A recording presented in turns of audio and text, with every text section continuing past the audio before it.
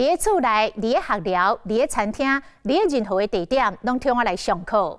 全球疫情的危机，和数位教学的普及化变愈紧，嘛当咧翻转台湾的教育的模式。像公益线顶的教学平台群益，伫咧延后开学的寒假期间，线顶使用的学生的人数增加到去年同期的2倍外。另外，由台大电机系教授叶秉成所创办的实验的学校，是开先例。伫其他学校延后开学的期间，由原透过线顶互动教学的模式，大家拢上晚到8点钟。参体育课嘛当透过远端的视讯，互学生伫咧厝内对咧上课。经过这场教学的实验，老师意外来发现，视讯的线顶的教学，甲传统教室面对面的课程比起来，节奏搁较紧，学生嘛更加专心咯。这项的改变引发另外一个思考的面向。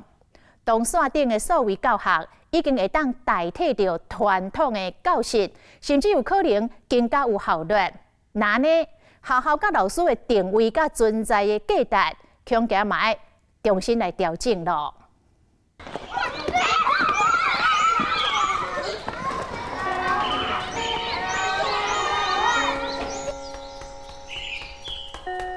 哦，不动了，不动了。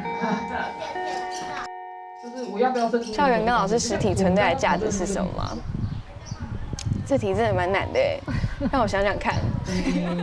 值得人思考，学校甲老师为什么存在伫咱的身躯边？因为几千年来，这是不变的定律。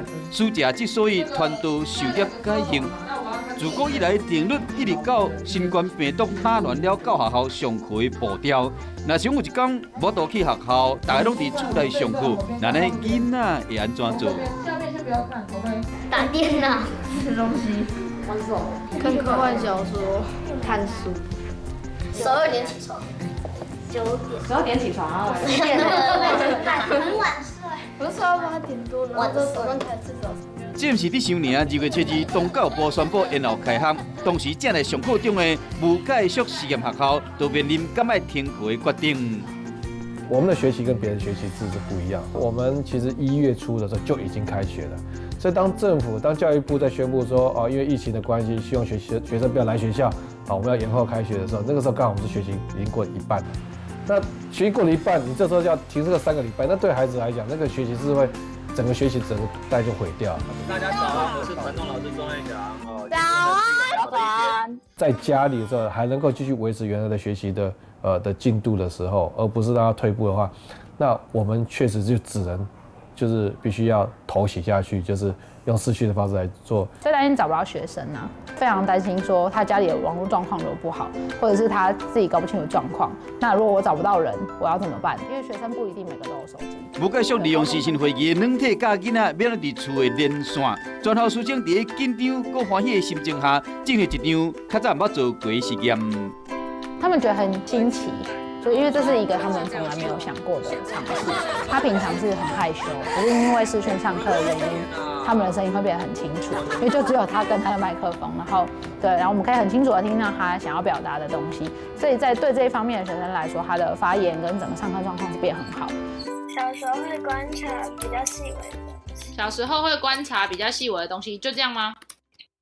大家拢咧看电脑，为人变得较专心。当然，冇囡仔多困醒，一直哈气；冇厝内人真自然就入镜头。和老师以外的是，囡仔上数学课的时，因为配合真清楚的图，理解程度比伫教室内面上课效果更加好。在家里写功课啊什么，好像没那么专注。可是因为有互动，所以他的专注度，他会一直在跟着老师的节奏在走。拄着无专心的学生，老师伫线上会使发因的名，需要分组讨论，老师会使换无共款的开讲式，甚至上体育课。老师，等一下，我们是深蹲嘛？一队的每个人深蹲20次。用线上大富翁的方式，伫有限的空间内，会使拍扑啊配合跳。发型健身，本来囡仔是期待讲伫厝里上课会使轻轻松松，想袂到讲颠倒更加忝。这个3个礼拜我们试出了很多我们觉得蛮宝贵的一些教学模式可以分享给大家，比如说下课的时间就要做一些调整，如果本来只有10分钟，你现在可能要调整更长，让孩子可以更放松。伫电脑迄边，大家囡仔眼神伫做啥物，差不多拢看现现，比传统看影片看甲困去，实心教学互囡仔学习的状况看更较清楚。我的期待是因为这个样子，台湾有更多的老师，以前从来没有考虑过数位教学的，这一次终于开始考虑到数位教学。这个比你单独录影片，这个我觉得那个是难度更高。那一旦他做过这个事情之后，我觉得台湾的老师可能在接下来几年，我们在数位教学、数位学习这一块，可能我们会，我预期台湾的教育界会有一个蛮突飞猛进的。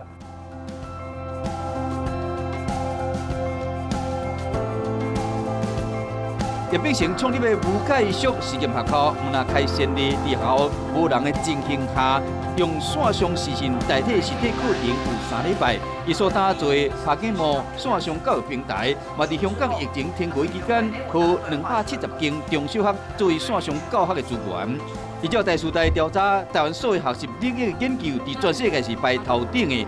台湾上济中小学使用的国立线上教育平台，2012年由成智教育基金会创立，短短8年已经提供超过14500支教学影片，注册使用人数超过190万人。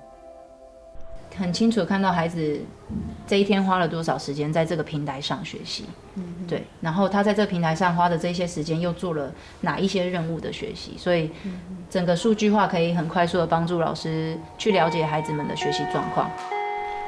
当黑板和白板电脑代替时，远端教学的威力敢有可能和一间教室学校对咧被代替？1920年代以后，就常常有人问这件事。最早是教学影片，到了这个50年代啊，我们有所谓教学机出现了，会不会教学机以后也取代了老师哈？也在问同样的问题哈。然后到了70年代，大家都知道，电脑开始了。那么一直到今天，有很多的这个，比如说视讯的部分，老师上课可以1对多。那我们从这个整个将近100年啊的历史来看哈。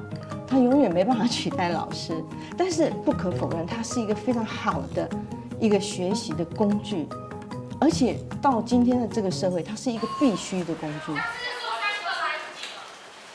无界宿实验3礼拜线上课程了后，最后转来到学校上课，实体学校无多代替，价值到底伫叨位？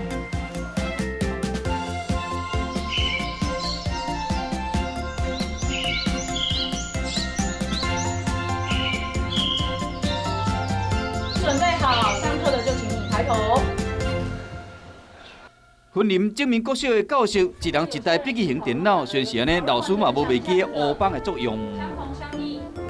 答错没关系，但我觉得这个错误很珍贵，因为这个错误可以帮助接下来的人在练习、在做这个思考的时候，可以避免这个事情发生哈。那有没有其他的？鼓励勇敢发言、发问，那讲对无怕破啊，是用因共同的手势。非常好，给他个喝彩。关键在这，我们中年就讨论过。然后这个喝彩其实是我们很期待孩子，除了可以肯定自己，像他肯定自己就会这样，我要为自己喝彩，然后为别人喝彩，这是可以看到自己跟别人的亮点。然后之所以会选择喝彩的原因，是因为拍手它会干扰到原本在进行的那个 tempo。然后还有的是我们有一个音量表，是从0到5，我们会告诉孩子在什么时间你应该要控制你的音量，让它适当的发出来。老师袂大声话，囡仔莫讲话。班级名称嘛是几年几班，日是好奇、热情、乐观、感激、自治、坚毅、社交、智慧，将这大品格结合伫校园内。学习本身啊，它不只是学习知识的内容，它还包含了很多的互动。然后像是视讯，它没有办法取代的是人跟人之间的温度跟交流。其实大师曾经讲过这样的话：科技发展到极限以后，其实它会产生一个反动，就是说我渴望人性。那我渴望人性是什么？我需要跟真的人在一起，我需要感受它的温度。所以小学里面我们就非常强调人际互动。所以我们这几年台湾政府在推一个说合作学习，合作说你要成一个 team， 你要合作，你要交谈。药局、药师，我当然知道你们是口罩工厂。人际所用为细汉培养囡仔做伙建立向心力。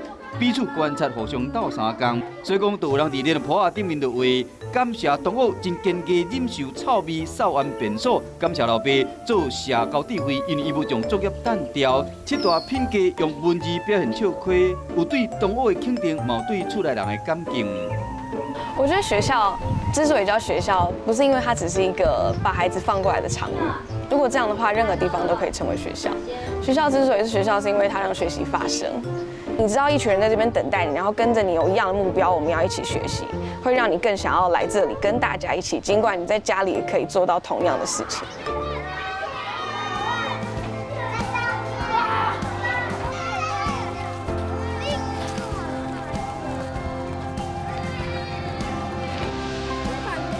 无继续实验实行教学的过程中，嘛发现讲，知识的传达会使被代替，不过人性的温度，就由互动所产生的品格教育，却是网络所无法度连接的。你叫他说，那我们再完全回到视讯上课，他们其实是比较想跟真正的同学就是玩耍接触。视讯上课有一个蛮没温度的地方是，就那个下课时间不是真正的下课时间，那个下课时间就是自己的时间。但是你没有办法跟同学聊天呐，或者是做一些事情这样子。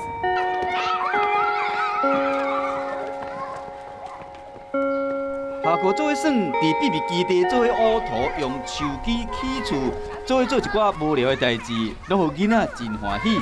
所谓教学确实会使互学习更较灵活趣味，不过一群人做伙学，学校若是授业解行，搁加所谓远端所难以传达的温度。学校甲老师千年来价值永远不变。